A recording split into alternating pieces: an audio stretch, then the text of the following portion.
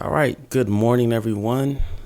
Good morning. We thank you for joining us again. Another Monday morning high five.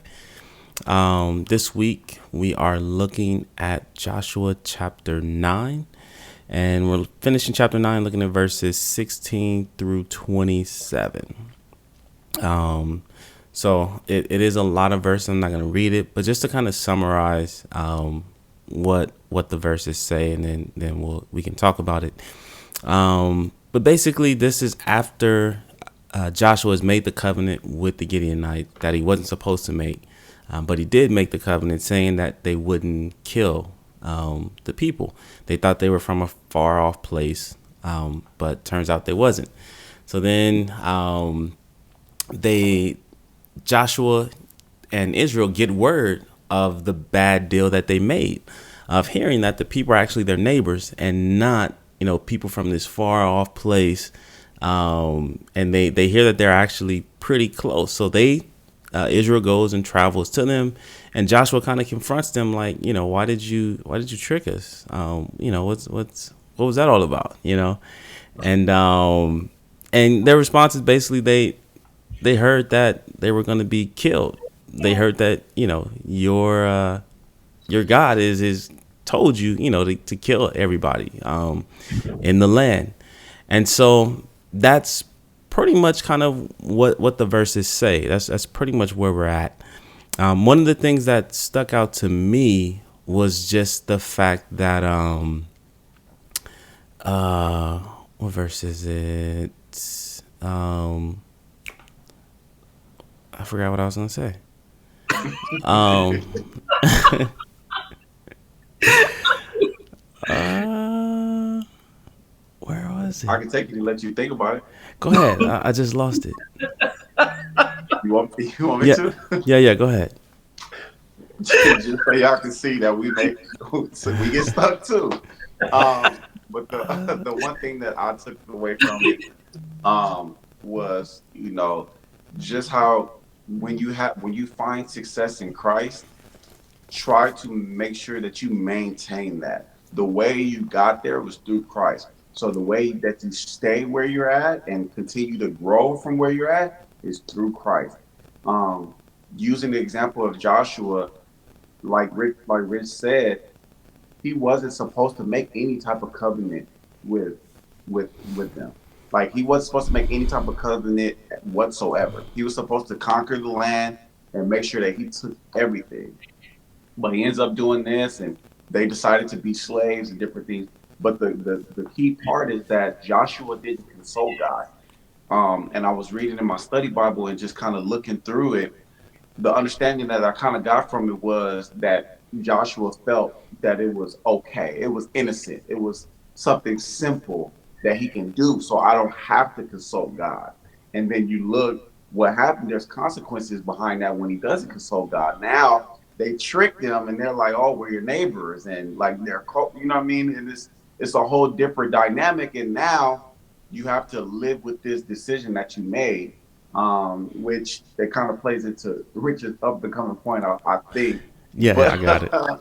but you got it now. I got it. But yeah, just kind of think about how in our lives, like we have to always consult Christ, like right, in all our ways acknowledge Him, and He will guide our path. Right, trust in the Lord with all our heart, lean not in our understanding. We know that scripture, but do we really take heed to it and actually do it? And when we get to where we're asking God to place us, do we continue to seek His guidance? Do we continue to trust in Him with all our heart and lean not our understanding, but to His? That we can learn that from Joshua, and knowing that there's consequences when you don't do that. So, kind of back to you. Definitely. Great points.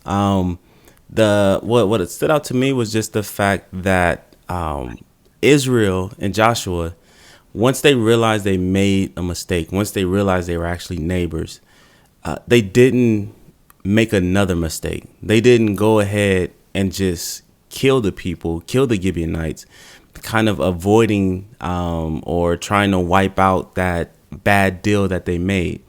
They, owned up to it, and Joshua told the people like they're gonna keep their oath, their commandment to God, And so they did not kill Gibeonite like they were originally supposed to do. Even after finding out that they were lied to and tricked, they still kept their promise to God, valuing that oath more than the deception of the covenant that they were kind of tricked into. And so that was one of the things that stood out to me. Eric? Yeah. Kind of along the same lines as what Richard was saying. It just, in verse 16, the way that it's worded, it seems so familiar. It says, at the end of 3 days, after they had made a covenant with them, they heard that they were their neighbors and that they lived among them. And just, it seems so to be so familiar. Like in our lives, we'll make a decision, and as soon as the dust settles on that decision, it's like we hear or we find out, oh, I messed up.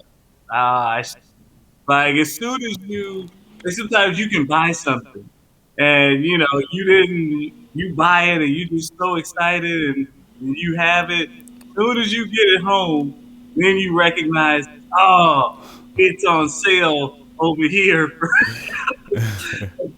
for way less than what I paid for. But I couldn't wait. I needed it now. I wanted it now. Like so many decisions we make seem like they happen just like it's written right there. They heard that they were their neighbor. They didn't hear it all the 3 days while they were making the deal. They didn't hear. It's amazing. It is absolutely amazing. It always seems like it happens like that. And then looking at when they get confronted, when Joshua and Israel goes to confront them, when they ask, "Why did you lie? Why'd you do all that? You put on this whole show like you were from so far away. Why'd you do all that?" And their answer to him is, "Well, guess what? We heard. It was told to us that your mission is to take over. We were surprised you made a deal. We didn't know you were going to make a deal with us. We were just trying what we could to just stay alive. That's all we were trying to do. We didn't mean to lie to you. We'll serve what if you read it, what verse is it? 23. No, 25. When they say, we are in your hand, whatever you decide to do, whatever seems good to you, you go ahead and do it. We know we can't beat you. God is with you. We can't defeat you, even if we wanted to. We don't want to serve you, but we know we can't beat you. So that's the only thing left. I guess we'll be your servants, But they make all of that decision. They go to that extreme because of what they heard. They believed it. They hadn't seen Israel fight anyone. They hadn't seen them in battle. They just heard and they believed. So right. And then just something I just thought about while you were saying it. It was interesting when Richard was bringing it up when we were talking before. It just was interesting the fact that the reason why they made that covenant, that deal, is because they, like you said, they knew that their instructions were to destroy everything, to kill everybody. Mm-hmm. Like they knew that. So it just brings me to the point, like when God is leading you and when you're doing the works of Christ, like that's where it talks about, like your fruit will show, like the fruit that you bear, everything will come out in the fruit that you bear, right? The stuff that they were doing, this was all God's plan. This was all God doing, instructing Joshua and doing it. And what he was doing, it was being talked about everywhere. So it might not seem like you're doing something, but just know that when God is in what you're doing, people see it, people know about it, people hear about it. You know what I mean? And when you finally make it in that direction, like you see in that situation, they already knew that it was time to go. So okay, let's make a deal, because I already know what you're gonna do, and I know what you're capable of. I haven't seen it, but I heard. So the question that in my mind, who told them? Right. Like, Who was How did they? Right. like, where did they hear about it? You know? Was it a straggler from one of the other cities? Like, yo, they got some people over there.